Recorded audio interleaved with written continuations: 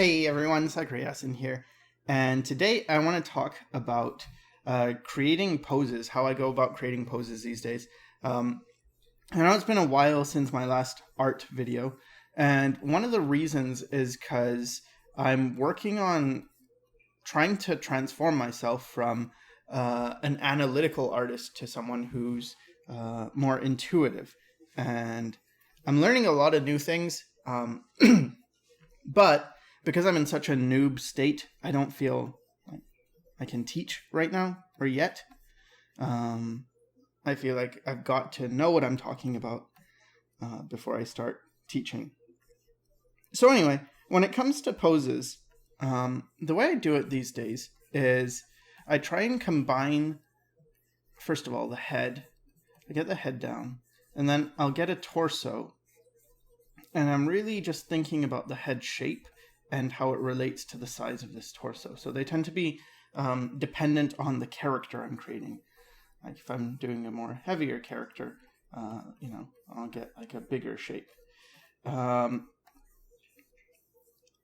I don't draw the limbs yet.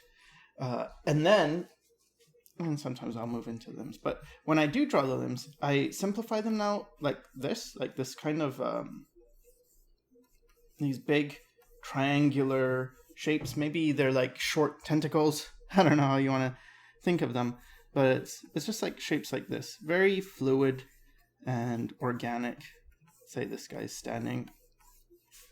So I create this, and I leave my or I keep my brushstrokes really loose and flowy,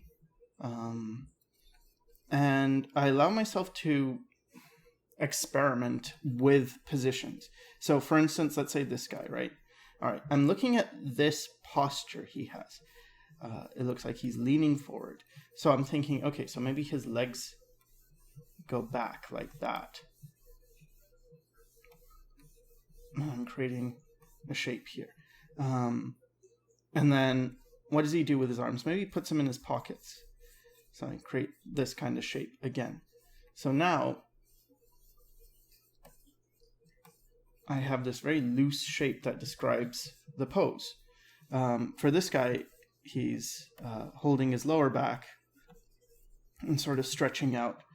For this person, who knows, maybe they're reaching for something. So I use these big triangular shapes because I found they work better than, or for me, they work better than when I used more like stick figure shapes. Like what I used to do before with posing. I'd create like the head, get shoulders and hips, build a torso out of that, and pelvis and rib cage, and then like get the legs in. And this helps, but it seems to help more for front views where people aren't really doing much. But when it came to foreshortened poses, even if I use a coil technique, and the coil technique, what that is basically if you draw, you do these like coiling motions to make things come forward. Even when I did that, it was like it helped, but it felt still pretty stiff. So now what I've started to do is this thing with these shapes, and what I think is going on, the reason I think it makes it easier is because you get volumes down and you can sort of observe the volumes compared to each other, whereas with a stick figure, you add the volumes on top. So you're not seeing the volumes yet. And because of that, it's a bit harder, I think, anyway. This is my, BS rationale for it. But it's harder to get your brain to get a hold of what you're seeing and how it should look. So if I did the same pose as this, but with the new way I use it. I mean, it's not that new. I've been doing it for a while now. But it would be more like this.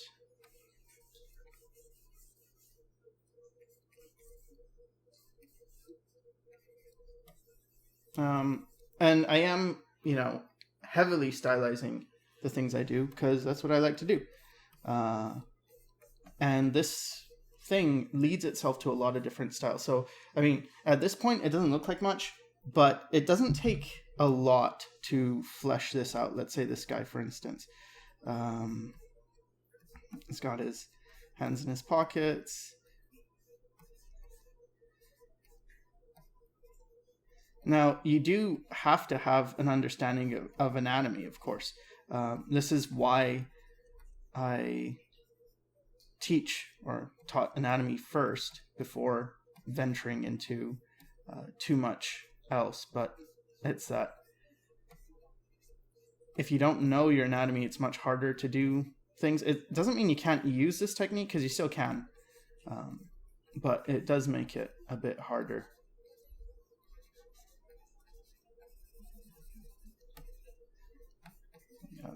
Pants. So I would say, in my view, this is more of an advanced technique, just because it requires knowledge of anatomy if you want to draw realistically. But I do think it can be used pretty much by anyone if they're just going to limit the complexity of what they're working on. So like this guy, it's not, super anatomically correct, but it's okay, and he's not that detailed.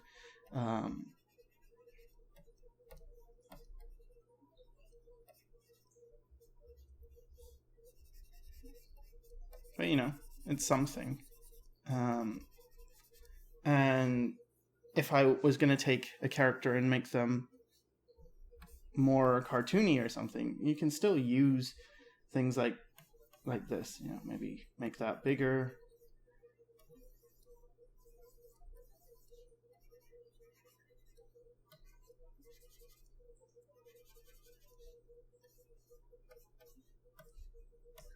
And here I get to focus less on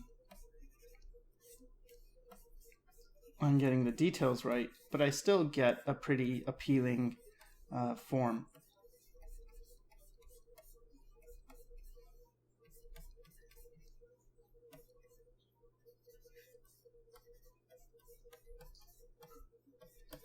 So where I really like this, though, this technique, is when I apply it to more dynamic poses, because I always had trouble with dynamic poses, and it wasn't until I started doing this, I don't know what you call it, the tentacle-y thing.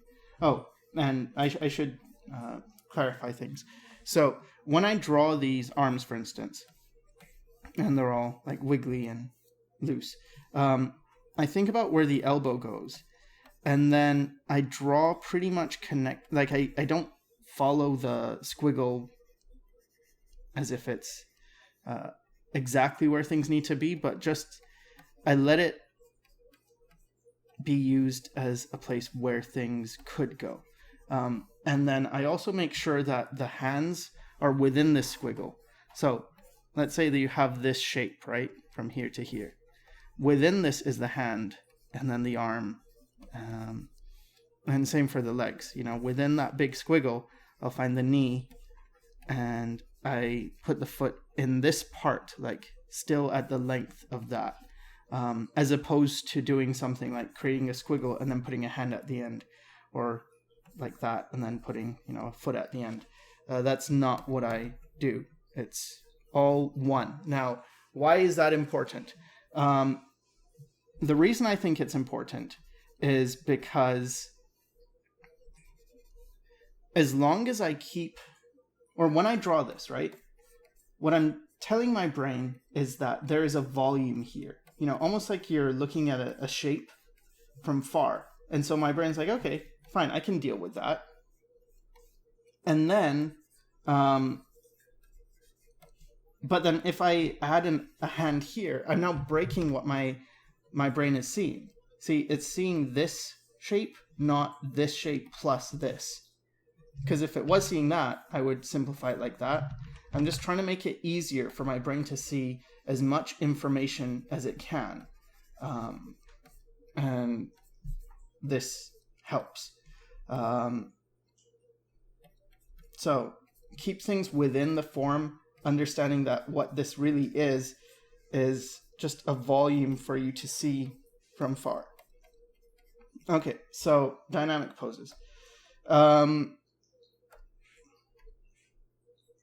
When it comes to dynamic poses, I'll get the head in, and I think about what the body's doing. So let's say the body's coming around like this. So that's the torso now. And then I'll get the hands maybe doing something like this. Maybe this one's going back here. This leg, doing something like this. Maybe this one's back here. So that's how it starts.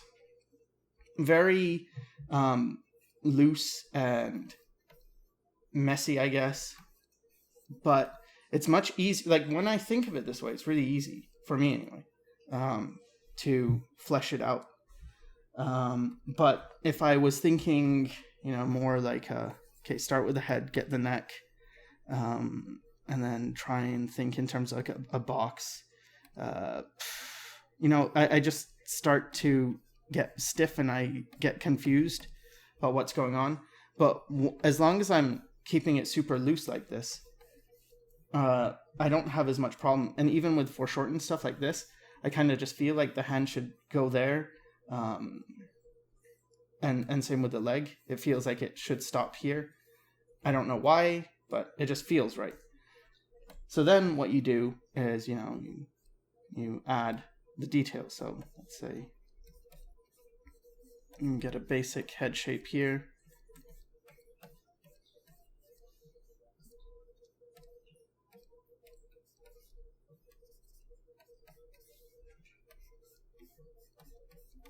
And again, the hand is within this shape. It's not like here and then put a hand on the end. It's like this. And I simplify the hands as well, keeping everything really, really simplified.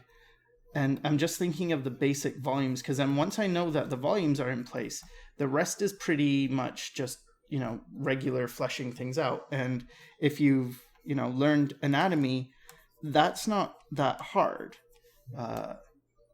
It's hard to learn it in the beginning, but once you've learned it, once you've got a handle of it, it's not that hard.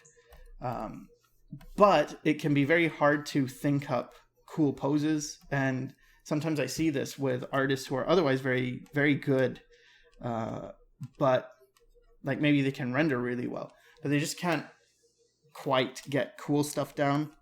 I definitely was one of these artists, except I wasn't really able to do anything well. But all right, so thinking about the center line here. Here's the chest facing this way. So now we're looking at the back this way.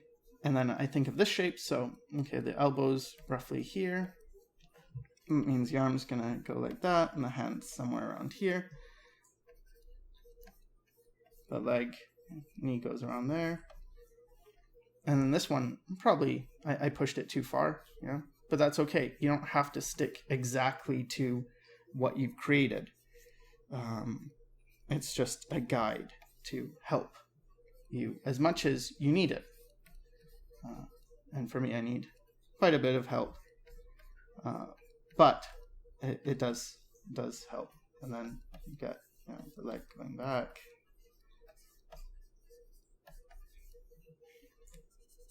And there you have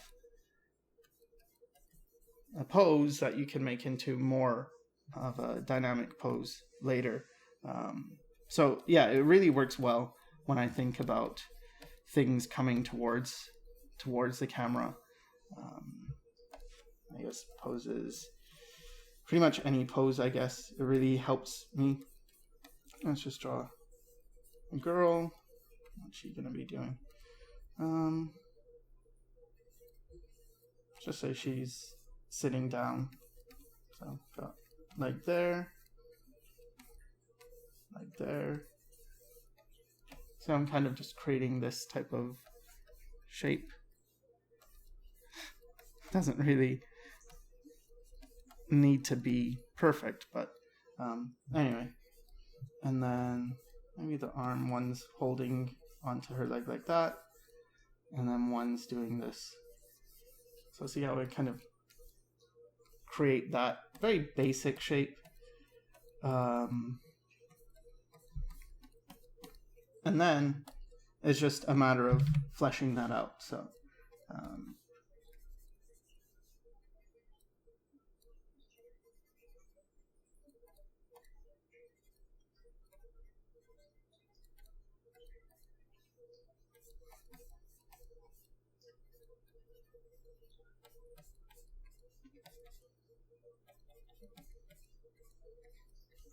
I've got one arm coming down here. This arm's here. And doing something like that.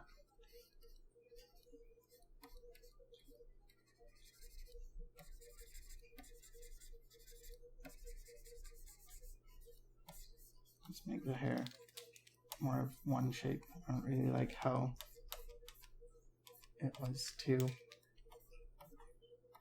I don't know, felt like it had too much going on. And it's not a bad thing to have that, but in this particular case, I don't want that much going on. All right, and then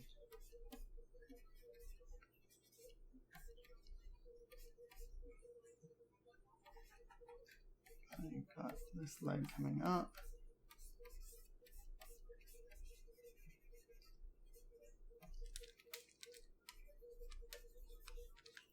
And then this one coming around, and then it's being blocked by this other guy, but you know, something like that.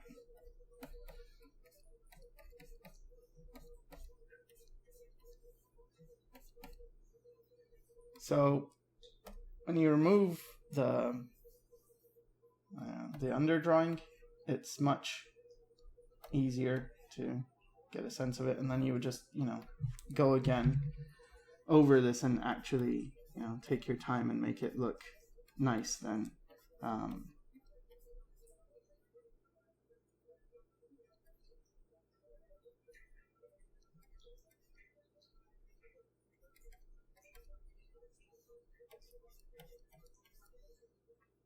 But anyway, I hope you get the idea. It helps me a lot, so I hope it helps someone. Again, I'm really not sure if this is something that would help everyone, but it does help me to see bigger volumes. And something that I guess is important to mention is what I think is really important these days is finding what works for you. It doesn't mean like, oh, you'll watch me do this and you just, okay, fine, this is the way to do it. It's more like, try this way out, and if it works for you, great, and if not, you may have to find something else that does work for you. But trust that when you do find what works for you, I don't know why her arm is up here. Doesn't make any sense. It needs to be resting on the knee. When it does work for you, then it works. So for instance, when it came to anatomy, I was told to study from anatomy books and basically just copy an anatomy book and you'll know anatomy. And I did that with George Bridgman's Complete Guide to Anatomy, and it really didn't work.